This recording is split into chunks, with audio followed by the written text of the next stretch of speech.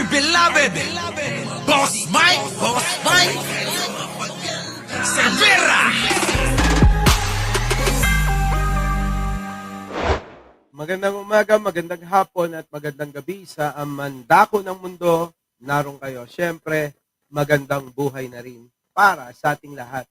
Mga kababayan, opo, nako, eto masamang balita mga kababayan. Isa pong Tsekwa ang nahuli dyan sa Intramuros kamakailan. Opo, kahapon po yata ito, mga kababayan. So, eto pong Tsekwa na ito, nako, ay may malaking aparato sa kanyang sasakyan, mga kababayan. At ito'y pinaghihinalaan po na pwedeng magamit para i-discarril yung ating eleksyon. Nako, mga kababayan, dapat po ito maimbestigang maigi ng kinauukulan. Ano po, mga kababayan? Pero bago po natin to umpisahan, mga kababayan, huwag po na sana natin kalimutan mag-like, mag-share, at mag-subscribe. Ano po, maliit lang ho na bagay yan. So, eto na, mga kababayan. Nako po, magugulat kayo sa balitang ito, mga kababayan, ha? Eto na, pasok!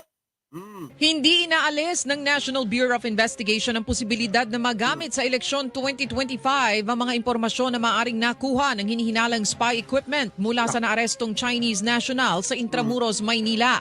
Nako. Ayon kay Attorney Ferdinand Lavin, direktor ng NBI sa National Capital Region, nakatutok na ang kanilang investigasyon sa naturang issue. We are not discounting a possibility na magagamit itong nakuha niyang data to affect our elections. Whether they Naku, will... grabe mga kababayan, ang laki ang laki ng makina Kita nyo mga kababayan, may electric fan pa nga yan dito na nakatutok. Opo ha, naka-install po yan sa kanyang SUV na sasakyan. Ano po mga kababayan, sa tingin po ninyo, para saan po yan? Sabi po rito mga kababayan sa caption, hinihinalang spy equipment. Oo, equipment, mula sa inarestong Chinese national, posibleng magamit sa eleksyon. Nako, Diyos ko po, ibang klase, no? Kung totoo po ito, talagang desperado na rin po ang China sa pangingialam sa ating masyadong ano po ito itong ating eleksyon.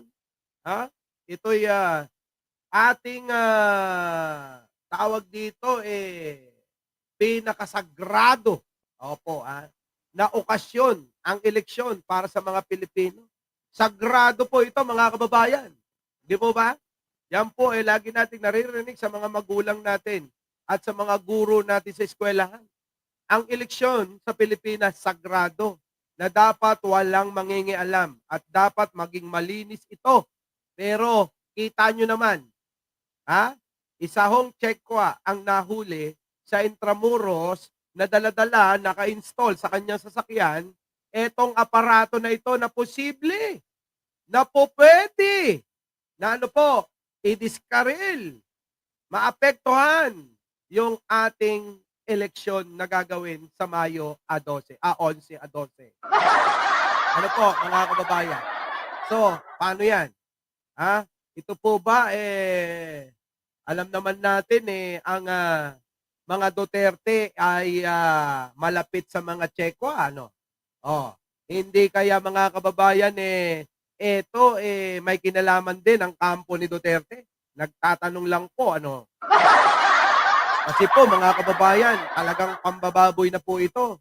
Wala na po silang pakundangan sa ginagawa nila na pagsira at pagwarak ng tulad netong napakasagradong pagkakataon sa Mayo.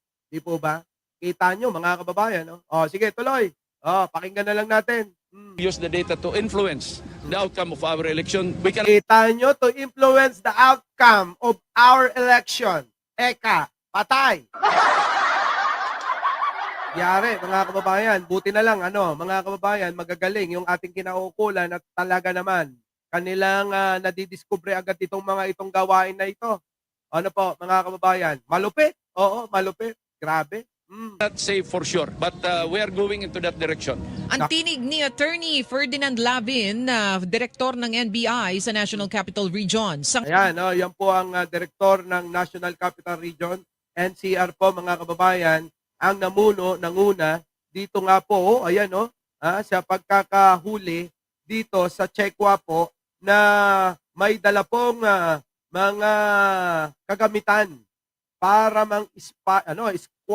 spy equipment daw para po ay maaaring gamitin nga daw po sa nalalapit po na eleksyon. Nako, grabe, no? Matindi.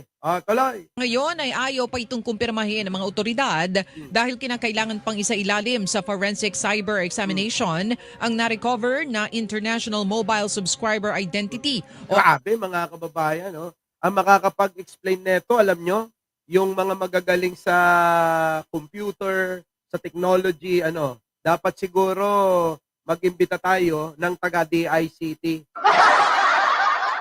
Kasi may explain nila ito mga kababayan na maigi. Kita nyo mga kababayan, walang iya, mga desperado na sila. Hindi naman kaila sa atin, na talaga namang ang mga kampo ng mga Duterte, abay hikaho sila sa survey.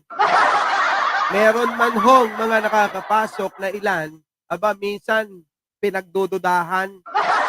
Pinagdududahan pa nga yung mga yan Di po ba? Yung mga pumapasok sa survey tulad ni Bongo, naniniwala po ba kayo na number 1, numero 1, si Bongo sa pagkasenado? Ako mga kababayan sa totoo lang, hindi ako naniniwala dyan. Personal kong opinion yan. Ewan ko na lang sa inyo. Pero mga kababayan, duda talaga ako na number 1 si Bongo. Opo, tuloy. IMSI catcher. Ayon IMSI capture. Ano kaya ibig sabihin nun? Alamin natin. Sige, baka sabihin pa rito. Tuloy. Pakilabin, ilang araw nang na-monitor ng naturang Chinese national at siya ay kapalitan ng isa pang Chinese. Alam mga kababayan, nagpapalitan. Talagang may operation sila. Ano po? May operation sila. Hindi po basta-basta. Organisado mga kababayan. Oo. Alam nyo mga kababayan, hindi ho maglalakas ang loob ng dalawa na yan kung walang misyon. Misyon niyang mga yan. Di po ba? Kita nyo mga kababayan, ilang beses na ba tayong nakakahuli ng mga Chekwang spy, na mga pinaghihinalaang spy sa mga lugar kung saan-saan sa Pilipinas. Abay, marami na po yan. Di ba? Marami na ho. Tuloy. Nagsagawa rin ng pag-iikot sa mga matataong lugar, kabilang na sa lungsod ng Taguig, Makati at Maynila. Naku, Hindi inaalis na Grabe mga kababayan Taguig, Makati at Maynila, iniikutan ho nila. So kayo mga kababayan, ako ulitin ko lang. Malakas ho ang loob ko. Ay malakas ang pakiramdam ko na talagang eto mga kababayan hindi ho basta-basta lang ito. Ito ho ay meron pong meron po silang misyon. Kung ano man yung mission na yan, hayaan na ho natin ang mga kinauukulan para imbestigahan. At lalabas din naman ang katotohanan. Kaso, mga kababayan, ito masaklap dyan. Chekwa yan. Chekwa equals Duterte yan. Yun po yung aking pananaw at opinion dyan, mga kababayan, sapagkat nga alam naman natin, tawag nga ng karamihan ay pro-China ang kampo ni Duterte. So kayo po, ano po masasabi nyo? Sang-ayon po ba kayo ron? O meron po kayong ibang opinion? Kung meron po, paki-comment na lang. At binabasa ko pong lahat yan. At mga kababayan, dyan, abangan natin kung ano po ang totoo, kung ano pa ang magiging development dito sa kaso na ito, mga kababayan. So, mga kababayan, hanggang dito na lang. At syempre, bago tayo maghiwa-hiwalay, mag-iwan po kayo ng comment at wag po ninyong kakalimutan mag-like, mag-share at mag-subscribe. Maraming salamat po! Our beloved Boss Mike!